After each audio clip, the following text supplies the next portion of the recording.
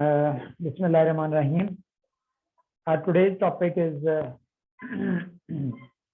exercise 6.3, in which the first question is, what do you understand by dispersion? हमारी इस exercise में पहला सवाल जो है वो इसी हवाले से कि डिस्पर्शन क्या चीज़ है। इससे पहले हम मेजर ऑफ सेंट्रल टेंडेंसी के हवाले से पढ़ चुके हैं, उसके डिफरेंट टाइप्स हमने पढ़ी थी, जो कि हमने पिछली एक्सरसाइज में से रेफरेंस में क्वेश्चन को प्रैक्टिस किया, जिसमें हमने अरिथमेटिक मीन फाइंड करना सीखा। उसके अलावा हमने ज्योमेट्रिक मीन, हार्मोनिक मीन और मीडियन मॉड फाइंड किया है। और इसके बाद एंड पे हमने पिछला लेक्चर था उसमें हमने क्वार्टाइल जो है उनको भी फाइंड करना सीखा था। अब ये टॉपिक जो है ये उसका थोड़ा सा उससे हटके है। वहां पर हमने ये देखा था कि तमाम वैल्यू जो है वो किस तरह कंसंट्रेट करती हैं, किस तरह वो मरकूज हैं एक ही सेंट्रल वैल्यू में, एवरेज वैल्यू की तरफ। लेकिन अब हमने ये जानना है कि जो गिवन डाटा सेट है, how the observations are spread around, कि वो किस तरह वो फैली हुई हैं वैल्यूज हैं उस डाटा सेट के अंदर। तो इस चीज़ में पहले हम यही पढ़ेंगे कि डिस्पर्शन क्या चीज़ है, और इसके लिए आप टॉपिक को जब स्टडी करते हैं तो आप अपनी बुक जो है इसमें बेटा देख लें कि पेज नंबर है 136। बुक्स आपके पास हैं, ज़रा बुक खोलिए और इसमें से पेज नंबर 136 और 137 पर आपको इसकी इंट्रोडक्शन जो है वो मिलेगा। और टॉपिक जो है वो हमारा क्या है, dispersion.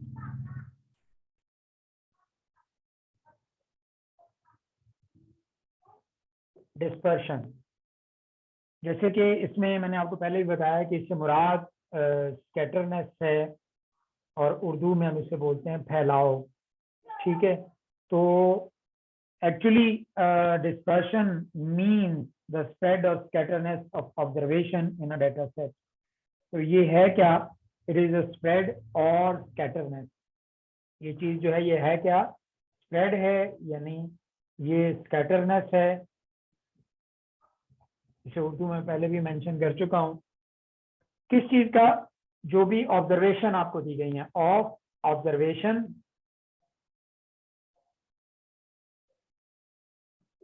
In a data set. कोई भी आपको जो डाटा दिया गया है उसके अंदर वैल्यू जो किस तरह फैली हुई हैं, ये चीज आप इसमें डिस्पर्शन के अंदर पढ़ते हैं। अब इस स्प्रेड को और इस जो डाटा सेट के अंदर जो स्कैटरनेस है, इसको आप दो मुख्तलिफ तरीकों से समझ सकते हैं, दो तरीकों से आप इसको जान सकते हैं कि किस तरह से है। पहली बात ये कि spread between the two extreme observation, के दो जो एक्सट्रीम वैल्यूज हैं उनके दरमियान ये वैल्यूज किस तरह से फैली हुई हैं, किस तरह से मौजूद है।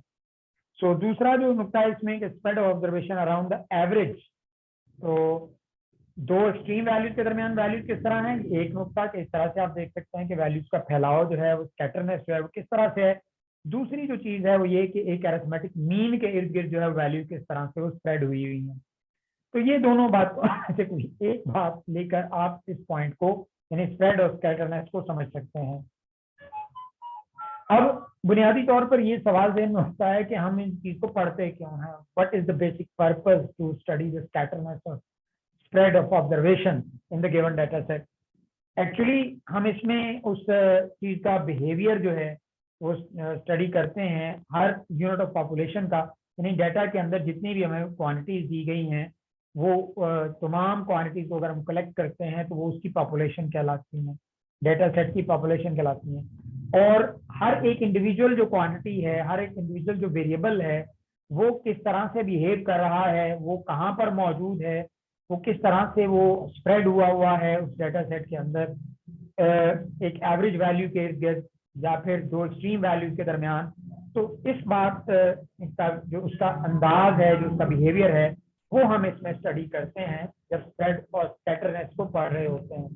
तो ये ना सिर्फ ये चीज़ हमें करता है, ये पॉइंट जो है इसको समझने में मदद मिलती है, बल्कि साथ ही साथ ये कि हम दो डाटा सेट जो है उनको भी कंपेयर कर सकते हैं। मैं मिसालन छोटी सी बात अगर आपसे ये की जाए कि आप पूरा साल जो है मुख्तलिफ सब्जेक्ट्स जो है वो पढ़ते हैं, तो अगर आप ये कंपेयर करना चाहते हैं कि आपकी किस सब्जेक्ट में पूरे साल में कारकर्दगी अच्छी रही, तो यकीनी तौर पर आप उसके जो है मार्क्स जो है यानी डाटा के तौर पर कलेक्ट करेंगे और तमाम सब्जेक्ट के मार्क्स जो लेकर आप उन पर एक खास किस्म की स्टैटिस्टिकल टेक्निक अपनाएंगे जो कि जिसका ताल्लुक जो है वो इसी डिस्पर्शन मेथडोलॉजी से होगा कि उसी को इस्तेमाल करते हुए आप फिर ये जान पाते हैं कि किस सब्जेक्ट में आपकी परफॉर्मेंस ज़्यादा बेहतर रही। तो वो टेक्निक क्या है वो भी इंशाल्लाह देखेंगे, लेकिन फिल वक्त अभी ये कि ये नुक्ता भी कि हम दो डाटा सेट को आपस में कंपेयर कर सकते हैं डिस्पर्शन के इन मेथड्स की बदौलत। अब उसके बाद हमारा जो अगला टॉपिक है सरिदस, यानी पहला क्वेश्चन तो हमारा हो गया क्वेश्चन नंबर 1 जिसकी बात मैंने अभी की डिस्पर्शन। तो ये क्वेश्चन नंबर 1 जो है इसके हवाले से था। अब हम क्वेश्चन नंबर 2 की तरफ चलेंगे जिसमें हमारे पास जो स्टेटमेंट है वो क्या है कि how do you define major of dispersion. तो हमने अब मेजर ऑफ डिस्पर्शन की बात करनी है। क्वेश्चन नंबर 1 तो हमारा डिस्कस हुआ, अभी हमने किया। अब क्वेश्चन नंबर 2 को डिस्कस करते हैं कि वो क्या है major of dispersion. Major of dispersion, तो अब इसको डिस्कस कर लेते हैं कि ये चीज मेजर ऑफ डिस्पर्शन क्या है। इसके बारे में भी अगर आप आंसर जानना चाहते हैं तो आपकी बुक पर भी मौजूद है, लेकिन आपको थोड़ा सा समझाया भी देता हूँ। पेज 137 पर ये आंसर मौजूद है कि measure the measure data used to determine the degree of extent of variation in a data set, के किसी भी डाटा सेट के अंदर किस हद तक, किस दर्जे तक जो है वेरिएशन यानी एक तगय्युर, एक तब्दीली जो है वो पाई जाती है, एक चेंज कितना आता है उस डाटा सेट के अंदर, वो जो वेरिएशन है उसको आप जब स्टडी करते हैं और उसको कैलकुलेट करते हैं, इवैल्यूएट करते हैं, तो उसको आप मेजर ऑफ डिस्पर्शन का नाम देते हैं। उसको आप मेजर ऑफ डिस्पर्शन का नाम देते हैं। डेफिनेशन पेज 137 पर मौजूद है इसकी, और वो यूं है, मैं फिर से रिपीट कर देता हूँ कि measure data used to determine the degree और extent of variation in a data set are called measure of dispersion. अब इसके बाद हम मूव करते हैं क्वेश्चन नंबर 3 की तरफ, जिसमें हमें इन 3 जो डिफरेंट मेजर ऑफ डिस्पर्शन है उनका जिक्र करना है। और वो क्या है जी, अब क्वेश्चन नंबर 3 देखते हैं। Define range, standard deviation and variance. जैसा कि अभी जिक्र मैंने किया कि these are the 3 basic mean measure of dispersion जो हमने इसमें इवैल्यूएट करना, हम कैलकुलेट करना सीखेंगे एक्सरसाइज 6.3 में, जिनमें पहला जो है हमारा रेंज है। पेज 137 पर आप मार्क कर सकते हैं कि बोर्ड में ये 2014 ग्रुप 1 में ये शॉर्ट आंसर जो है डेफिनेशन इसकी पूछी जा चुकी है कि डिफाइन रेंज, तो 2014 ग्रुप 1 में। लेकिन अब हमारा टॉपिक जो है वो क्वेश्चन नंबर 3 के रेफरेंस में हमारा ये रेंज पहले हम स्टडी करेंगे कि रेंज क्या चीज है।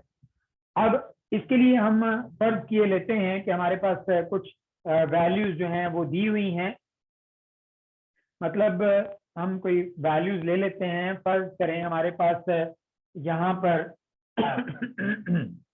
सैलरीज ऑफ 5 टीचर्स जो है वो दी गई हैं।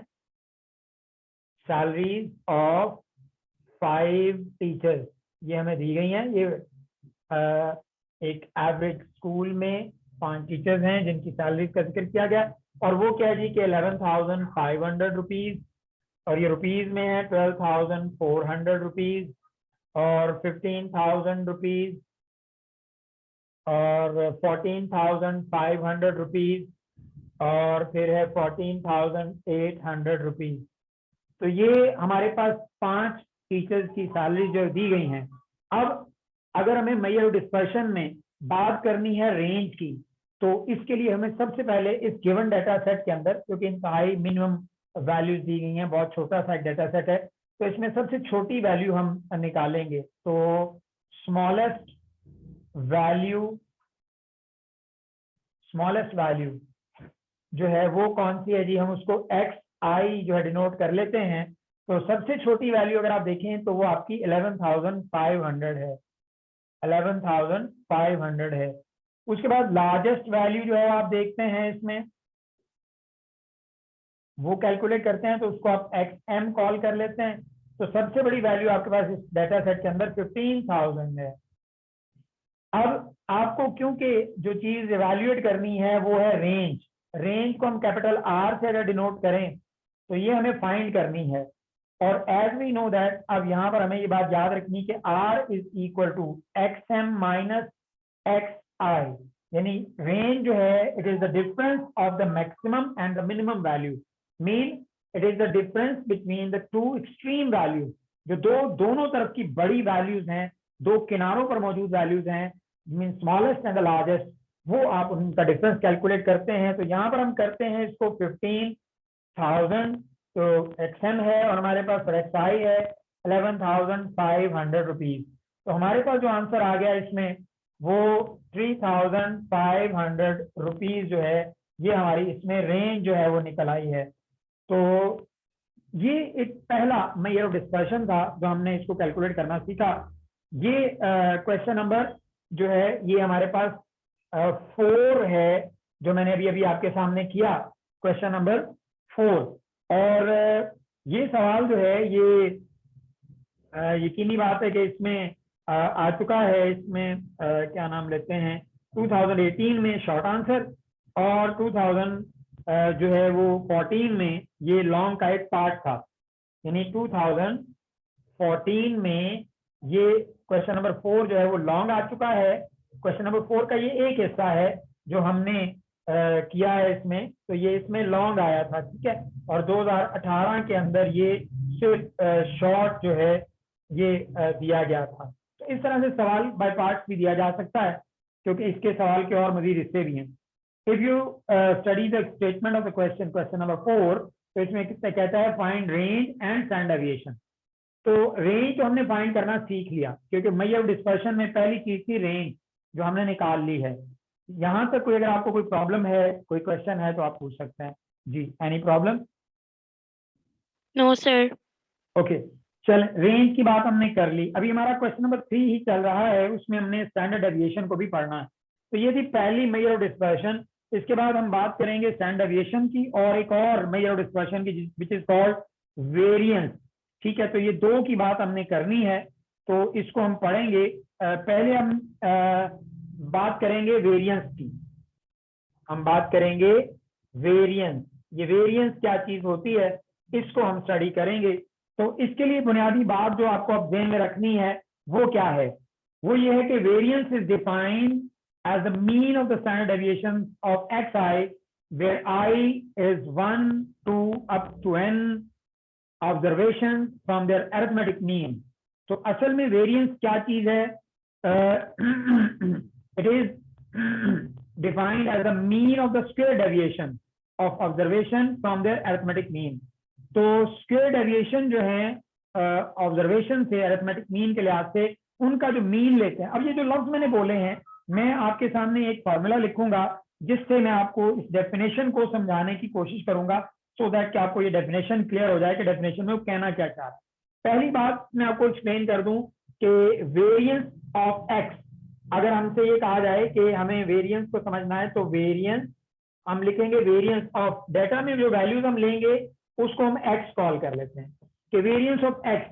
तो इसको सिंबॉलिकली हम लिखेंगे, सिंबॉलिकली लिखेंगे हम VAR, और यानी ये मुख्तलिफ तरीके होंगे हमारे, एक VAR एक्स भी लिख सकते हैं, या फिर सिंबॉलिकली इसको लिखने का एक और तरीका होगा कि हम एस स्क्वायर खाली लिखेंगे इसको। और ये एस स्क्वायर यानी वेरिएंस ऑफ एक्स जो है किसके इक्वल होगा? जैसा कि हमने अभी डेफिनेशन पढ़ी है, तो सम ऑफ, यहाँ पर क्या चीज आएगी, सम ऑफ डेविएशन यानी x minus x bar whole square divided by n। अच्छा, ये इसका फॉर्मूला है जिसकी मदद से हम वेरिएंस को कैलकुलेट करेंगे। ये मीन डेविएशन मेथड है, ठीक है। ये मीन डेविएशन मेथड है जो कॉल करते हैं इसको हम, एक डायरेक्ट मेथड है और एक मीन डेविएशन। वेरिएंस फाइंड करने के हम दो मेथड पढ़ेंगे। एक जो है इसमें मैंने अभी आपके सामने बोला वो है डायरेक्ट मेथड, ठीक है, और दूसरा हम पढ़ेंगे जो कि है mean deviation method, mean deviation method. तो ये वो है जिसके अकॉर्डिंग आप अभी डेफिनेशन भी, यानी ये वो मेथड है जिसके अकॉर्डिंग आप ये डेफिनेशन भी पढ़ रहे हैं। तो s square is the abbreviation which is mean symbolical abbreviation use to represent variance, तो वेरिएंस को रिप्रेजेंट करने के लिए आप एक्स स्क्वायर इस्तेमाल करते हैं। तो अब ये चीज है क्या? अब पहली बात, अगर आपको याद हो कि अगर हम लफ्ज मीन पढ़ते हैं तो मीन से मुराद होती है sum of the variables, mean sum of the variables in data divided by the number of observation, sum of the observation divided by number of observation. तो ये एक चीज होती है यहाँ पर। लेकिन अब अगर आप डेफिनेशन पेज 137 पर आप डेफिनेशन खोल लें और साथ साथ आप इसको समझने की कोशिश करेंगे, वो यहाँ पर ये लफ्ज क्या लिखता है जी कि mean of the square deviation, mean of the square deviation यानी सम ऑफ यहां पर अगर आप देखें तो स्क्वायर्ड डेविएशन है, और जब वो मीन का लफ्ज इस्तेमाल करता है यानी sum of variable, sum of observation divided by n आएगा। तो ऊपर सम ऑफ ऑब्जर्वेशन है लेकिन नीचे एन मौजूद है, इसका मतलब ये सारी वैल्यू जिसका स्ट्रक्चर क्या है, स्ट्रक्चर जो है इसका वो मीन वाला है, इस फार्मूले का स्ट्रक्चर मीन वाला है, एक बात। दूसरी बात, जो लफ्ज लिखे हुए हैं वो क्या है कि mean of the squared deviation. अब डेविएशन क्या होती है? Deviation from the mean, arithmetic mean. अब एक्स वैल्यू में से अगर आप एक्स बार यानी मीन की वैल्यू माइनस करें, कोई भी डाटा में दी गई एक्स की वैल्यू में से अगर आप अरिथमेटिक मीन माइनस करें तो आप इसे कहते हैं deviation of the observation from mean. इसे क्या पढ़ेंगे? Deviation of the observation from mean. तो जब इसके ऊपर अगर आप लगा देंगे क्या, ये चीज क्या है? Deviation of observation from mean. और जब इसके ऊपर आप ऊपर स्क्वायर लगा देंगे तो इसको हम पढ़ेंगे कि mean of the square deviation of observation, squared deviation, deviation mean इनहराफ यानी फर्क, square deviation of observation from arithmetic mean. तो इसको हम पढ़ेंगे क्या? Squared deviation, squared deviation of observation from mean. I repeat, squared deviation from of observation from mean. इस तरह से इसको पढ़ेंगे। मैं दोबारा लिखकर बताता हूं इसको यहां पर कि हमारे पास एक मीन ऑब्जर्वेशन कोई सी भी ले लेंगे डाटा सेट में, अगर हम उसको मीन में से माइनस कर देते हैं और उसका स्क्वायर ले लेते हैं तो squared deviation of observation from mean, that is the statement. और फिर ये क्या है असल में, इसको शुरू में अगर हम ले लें तो ये सम डिवाइडेड बाय एन है, तो इसलिए फिर ये सम डिवाइडेड बाय एन है, तो इसका मतलब ये मीन है। तो मीन, ये इन दोनों की वजह से हम क्या बोलेंगे इसको? इन दोनों की वजह से बोलेंगे मीन। तो mean of the squared deviation of observation from arithmetic mean is called variance. अब मैं डेफिनेशन को जरा दोबारा से आपके लिए बार बार एक पढ़ूंगा ताकि आपको ये डेफिनेशन सुन के ही याद हो जाए। तो इसको कैसे पढ़ते हैं जी, इसको पहले, क्योंकि स्ट्रक्चर इसका मीन का है तो हम इसको जरा समझने की कोशिश करते हैं। तो सबसे पहले हम इन दो चीजों को लेकर के mean of the square deviation of observation from arithmetic mean is called variance. तो ये इस तरह से हम इसको समझेंगे इस डेफिनेशन को। तो ये थी जनाब वेरिएंस की आपकी डेफिनेशन, और आपने इस फार्मूले को भी समझा। अब उसके बाद अगला हमारा ये टॉपिक जो है वो हम इसको आगे परस्यू करेंगे। नंबर 3 जो है हमारा इसमें वो है स्टैंडर्ड डेविएशन। स्टैंडर्ड डेविएशन ये बहुत आसान है स्टैंडर्ड डेविएशन को समझना। Standard deviation is denoted by S. अगर आप इन दोनों का स्क्वायर रूट ले लें, अगर आप इन दोनों का स्क्वायर रूट ले लें तो एस स्क्वायर का स्क्वायर रूट एस होगा। तो actually standard deviation is a positive square root of variance. Standard deviation is positive square root of variance. तो इसका मतलब ये होगा कि यहाँ पर राइट साइड पर भी पॉजिटिव स्क्वायर रूट लेंगे आप, तो ये मेरे पास वैल्यू क्या आ जाएगी? Square root of sum of x minus x bar whole square divided by n. तो ये इसका ये एक फार्मूला होगा। अच्छा, ये थी इसकी जनाब डेफिनेशन। स्टैंडर्ड डेविएशन की डेफिनेशन जो है ये कहाँ मौजूद है? आपकी पेज नंबर 138 पर है, और ये 2016 में और 2021 में ये डेफिनेशन बोर्ड में पूछी गई थी, ठीक है, 2016 में और 21 में सेकंड ग्रुप में, जबकि वेरिएंस भी 2019 में आई हुई है। ये 2019 में आपके पूछी गई है, ठीक है, और स्टैंडर्ड डेविएशन की 2016 में और 2021 में ये डेफिनेशन जो है दोनों सेकंड ग्रुप में ये पूछी गई है जी शॉर्ट आंसर में। तो डेफिनेशन इस चैप्टर में से भी आया करती हैं या आपको याद करनी है साथ साथ। तो standard deviation is defined as the positive square root of the mean of the square deviation. इसको भी इसी तरह पढ़ेंगे कि standard deviation is the mean यानी सम डिवाइड बाय n। तो standard deviation is the mean of the square deviation of observation from arithmetic mean. I repeat, standard deviation is squared deviation of observation from arithmetic mean. एक बार फिर से पढ़ रहा हूं, standard deviation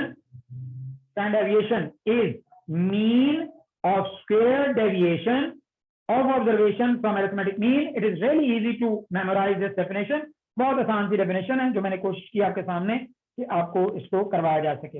अब दूसरी एक और चीज बाकी है, वो ये कि अभी भी थोड़ी देर पहले मैंने एक जिक्र किया था आपके सामने कि डायरेक्ट मेथड जो है वो भी इस्तेमाल होता है। तो वो क्या है, तो मैं जरा आपके सामने इसको भी थोड़ा सा एलैबोरेट कर दूं, क्योंकि हमने जो आगे के सवाल हैं जो हमने डायरेक्ट मेथड से ही करने हैं, और अगर वो कंडीशन लगाएगा तो फिर हम उसको मीन मेथड को यूज करेंगे, मीन डेविएशन मेथड को। फिर वक्त भी हमने इनको डायरेक्ट मेथड के जो फार्मूले हैं वो भी इनको पढ़ना है, तो वो देख लेते हैं कि वो क्या क्या हैं। तो ये फार्मूले नहीं हमारे पास, जब हम लेते हैं इसमें वैल्यूज जो है, हमें डेटा जो है, डेटा सेट जो है, असल में हमें अनग्रुप डेटा जो है वो दिया गया है। तो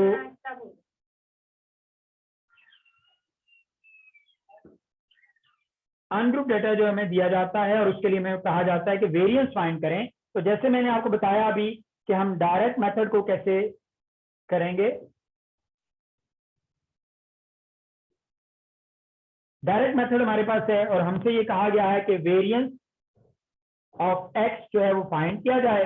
इसको हम एस स्क्वायर से डिनोट करते हैं और इसके लिए फार्मूला जो है वो हम लिखेंगे sum of x square over n minus sum of x over n whole square.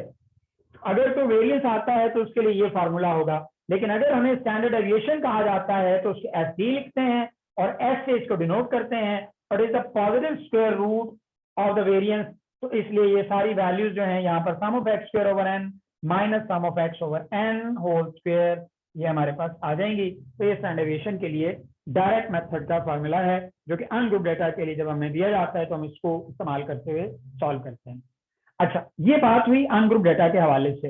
अभी हम क्योंकि फार्मूले की डिस्कशन कर रहे हैं, हम स्टैंडर्ड डेविएशन और वेरिएंस को समझने की कोशिश कर रहे हैं, तो अब हम ग्रुप डेटा के फार्मूले जो हैं उनको भी साथ ही लिख लेते हैं कि ग्रुप डेटा जो है इसके फार्मूले क्या हैं। ये फार्मूले आपको पेज नंबर 138 और 139 पर मिल जाएंगे, ठीक है। तो अगर ग्रुप डेटा हो, ये तो हमने बात की ना अनग्रुप डेटा की, अनग्रुप डेटा की हमने बात की, ठीक है। ये अनग्रुप डेटा के लिए ये फार्मूलाज हैं, जबकि अब हम बात करेंगे ग्रुप डेटा के लिए, ठीक है। तो ग्रुप डेटा अगर हो तो उसके लिए हमें कौन से फार्मूले जो इस्तेमाल करने हैं। तो सबसे पहले हम वेरिएंस की बात करते हैं कि उसमें एफ स्क्वायर जो है वो इक्वल किसके होगा, sum of f x, sum of f x square divided by sum of f, और माइनस में क्या होगा, sum of f x over sum of f whole square. अब इसको स्क्वायर रूट में कर देंगे, यानी स्क्वायर रूट के अंदर कर देंगे, तो ये दूसरा आपका फॉर्मूला बन जाएगा sum of f x square divided by sum of f minus sum of f x divided by sum of f. यानी अगर ग्रुप डेटा दिया गया हो तो हम ये फार्मूला यूज करके इनको इवेल्युएट कर सकते हैं। तो ये तो जनाब तमाम फार्मूला हमने डिस्कस कर लिए। क्वेश्चन नंबर 1, 2, 3 हमारा हो गया, 4 का एक पार्ट हमने कर लिया है। Any question till now? No, sir. Okay.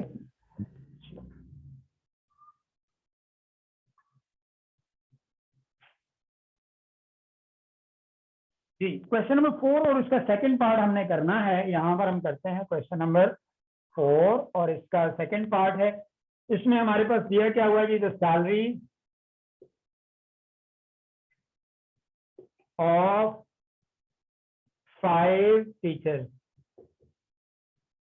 जी आपके पास कैलकुलेटर्स मौजूद हैं बेटा, तो वो जरा आप रेडी रखिएगा। अब ये सैलरी तो 5 टीचर्स जो हमें दी गई हैं विच इज 11,500, फिर है जी 12,400, फिर 15,000, फिर हमारे पास है 14,500 और फिर है 14,800। अब हमने करना क्या है, इसको वर्टिकल फॉर्म में हम लिख लेंगे, एक्स बना लेंगे। इसमें हमारे पास 11,500 है, फिर 12,400 है, फिर 15,000 है और फिर उसके बाद हमारे पास 14,500 है और 14,800 हमें वैल्यू दी गई है। हमने करना क्या है इसके अंदर कि हमने इनके स्क्वायर्स निकाल लेने हैं। जी अब स्क्वायर्स निकालते जाइए और बेटा जरा मुझे बताते जाएं कि इसकी वैल्यूज क्या आ रही हैं आपके पास। जी सर ये तो बहुत लंबी लंबी आ रही है, पूरी पूरी बताऊं? बिल्कुल पूरी बताओगे आप। 1322 1322 500 5 के आगे जीरो कितने हैं? 4 4 जीरो हैं, ठीक हो गया। तो आगे जी 1537 1537 6 6 और 4 टाइम्स जीरो है सभी। जी आगे 225 और 1 2 3 4 5 6 जीरो हैं। आगे 21025 21025 और 4 टाइम्स 0। 1 2 3 4 जी आगे 2190 2190 4 और 4 टाइम्स 0। जी अच्छा इसको आप पढ़ते कैसे हैं? सीधी सी बात है कि यहाँ पर ये अगर मैं कॉमास लगा लूँ समझने के लिए तो आपको यहाँ पर इसको समझने में बड़ी आसानी होगी कि ये चीज 132 मिलियन है। 132 मिलियन 250,000, इसको इस तरह पढ़ सकते हैं 132 मिलियन 250,000, 153 मिलियन 760,000, 225 मिलियन, ठीक है, और 210 मिलियन 250,000, 219 मिलियन एंड 40,000। इस तरह से इसको पढ़ेंगे। ये हमारे पास जनाब ये वैल्यूज हैं। अब इनको आपने करना क्या है, आपने इनको इनके सम निकालने हैं, ठीक है। तो अब यहाँ पर हम इसमें निकाल लेते हैं जी, हमारे पास सम ऑफ एक्स जो है वो क्या है और सम ऑफ एक्स स्क्वायर जो है वो क्या है। ये हमें जो दो वैल्यू चाहिए वो जरा आप मुझे बता दें कितनी आई हैं आपके पास।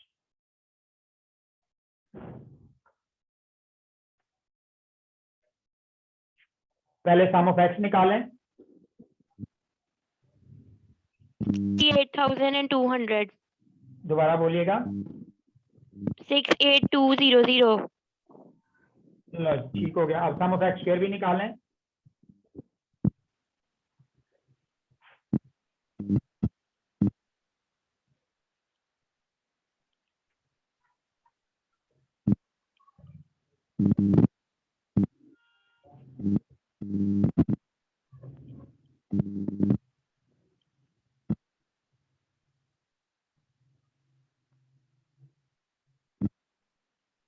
जी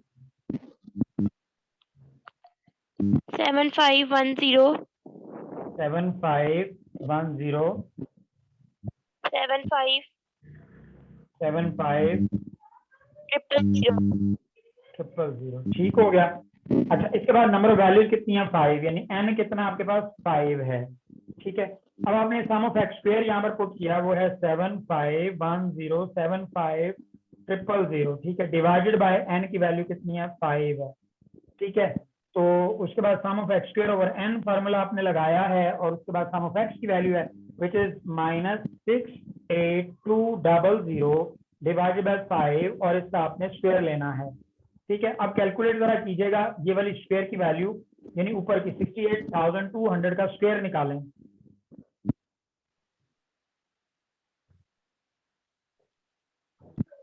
4651 4651 24 24 4 times 0 1 2 3 4।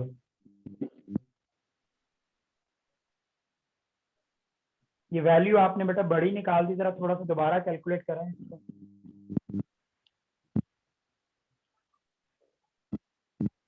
है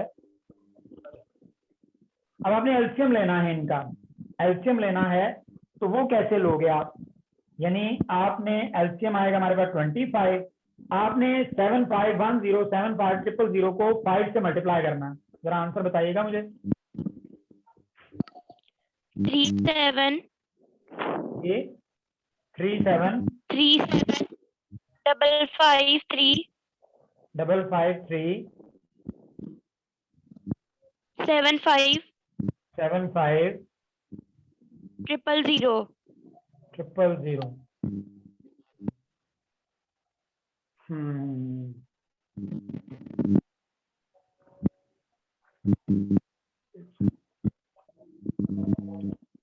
जी 40 कितनी है? 940 मुझे आवाज आपकी सही नहीं आ रही है आपकी साइड से, जरा दोबारा बोलें। 940 940 3 3 5 times 0 9403 5 times 0 1 2 3 4 5, ये वैल्यू आपकी। अच्छा, अब इसके मुताबिक आप यहाँ पर जो है इसमें जब कैलकुलेशन करोगे तो ये वैल्यू यहाँ पर क्या आएगी आपके पास? 940 3 1 2 3 4 5। अब इसको आपने 5 से यानी मल्टीप्लाई करना है, जरा जल्दी से करें। 470 जी 470 15 15